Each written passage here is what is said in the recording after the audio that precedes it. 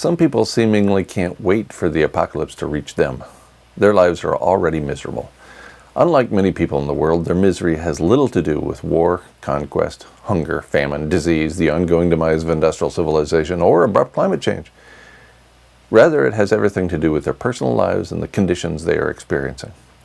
Actually, their misery has little to do with these conditions. Rather, it has everything to do with how they respond to these conditions, or not. They want the world to end tomorrow, to end all of their suffering, although they fail to recognize that the suffering they experience is not universally shared.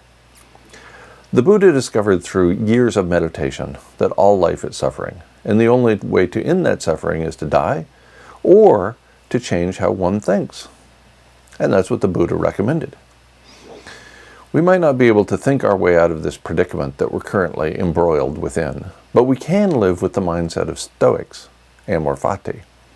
This two-word phrase describes the Stoics, as pointed out more than 2 millennia later by Friedrich Nietzsche. It means, love your fate. Amor fati, love your fate.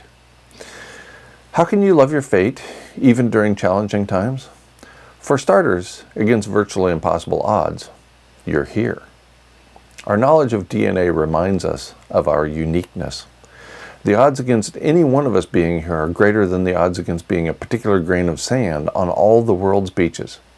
No, the odds are much greater than that.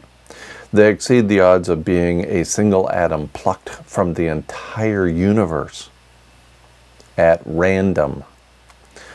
To quote evolutionary biologist Richard Dawkins, quote, "In the teeth of these stupefying odds, it is you and I that are privileged to be here, privileged with eyes to see where we are and brains to wonder why."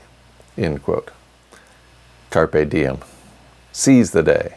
Actually, the literal translation of that two-word phrase is pluck the day, but I'll stick with the conventional approach. Actually, I won't. I'll switch to one of my own. Pressum diem. Squeeze the day. Squeeze the life out of every day. At the edge of extinction, only love remains.